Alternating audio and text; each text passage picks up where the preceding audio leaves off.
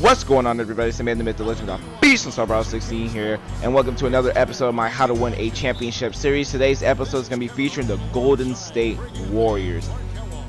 Now, obviously, I don't need to go into too much detail about what they did in regular season, as they finished first in the Western Conference and first overall with a record of 73-9, NBA best. This seems absolutely amazing. However, in the postseason, they struggled mightily, and we're about to look at why that is today. Now, as amazing as their record-breaking regular season was, their postseason was abysmal. It was terrible, and I know what you're thinking. 15-9 brawlers? That's great. That's amazing. For a regular team, yes, I definitely agree. But for the Golden State Warriors, a team with the first ever unanimous MVP, okay? A team with 73 wins, beating the 95-96 Bulls with Michael Jordan. Go watch Space Jam to know how great he is. Your expectation is a championship, and that is all. There is no excuse. Anything less is a disappointment. This is even worse than the Tom Brady situation, because the Golden State Warriors had not one, not two, but three chances to put this series away, and they failed on each of them. That is the ultimate choke job, and you cannot allow that to happen. We expect more from a team of this caliber, okay? So what went wrong? Well, Stephen Curry is the first thing that went wrong. He disappeared in the playoffs. Now, his stats were good.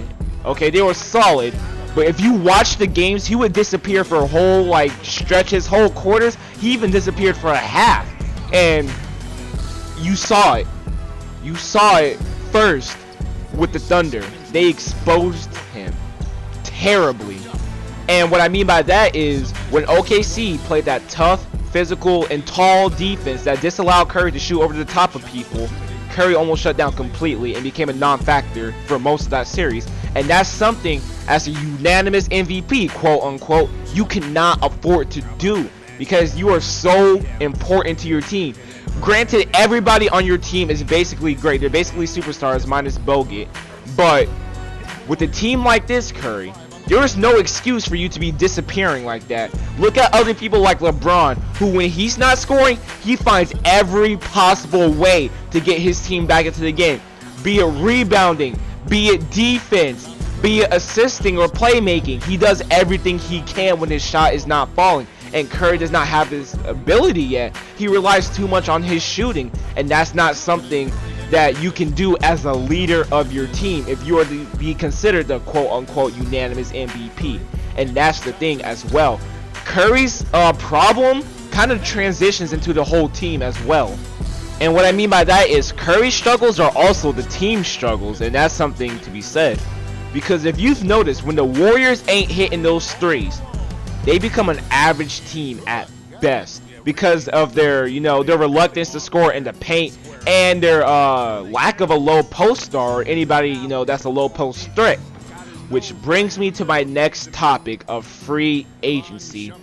What are the Warriors fucking talking about going after Kevin Durant? Who made this rumor? Who suggested this idea? I mean, seriously, with the roster they have right now at this moment, they were legit minutes away from winning another championship. Unfortunately, thanks to a man named Kyrie Irving, who hit the dagger of the century, that didn't happen. So, on screen here, we have the quote-unquote unanimous MVP and the rest of his roster. So, I don't need to go any more into Stephen Curry than I already did, no homo. Now we have Klay Thompson, the real MVP of the series, kept them in all playoffs with his outstanding shooting. And Draymond, despite all his nut-kicking and defense. I don't need to go into the big three. No homo. And now we have Iguodala coming off the bench, who did amazing, guarding LeBron. We already know about Iguodala. We already know the story. Now, Harrison Barnes is interesting. He's basically an average player, but I think he's someone that, you should re-sign and give another chance, because he's been solid. He does what he needs to do. Bogut, however, you need to go. There is no excuse for you not to be as dominant as all the other centers when you have a team like the Warriors spacing out the floor from you. You need to go, and you'll understand why later.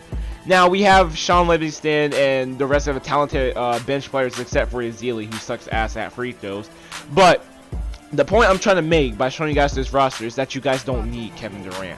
Too many chefs in the kitchen will just spoil everything that you're trying to do. Pun intended, of course. No, but seriously, the Warriors are already great without Durant, and Durant is great without the Warriors. They're both great, you know, without each other. And I know it seemed they would be great together, but that's not necessary. You know what is necessary though? A center. You know who's a great center? Look at this man! This is Hassan Whiteside! Ask a Heat fan how great he is. Ask the Eastern Conference how great he is. Ask Chris Smooth how great Whiteside is. Why isn't anybody talking about Hassan Whiteside to the Warriors? This isn't a championship. This is championships with an S. I have a list, so I can't be, you know, screaming all this Whiteside shit. But seriously, man, what? It is so obvious. Why are you going after Kevin Durant? You guys are going after the wrong free agent, Warriors. Pursue Whiteside with all you've got.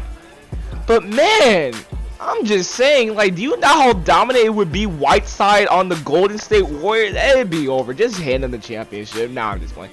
But thank you guys for watching this video. Like, comment, subscribe, all that good shit, and I'll see you guys later.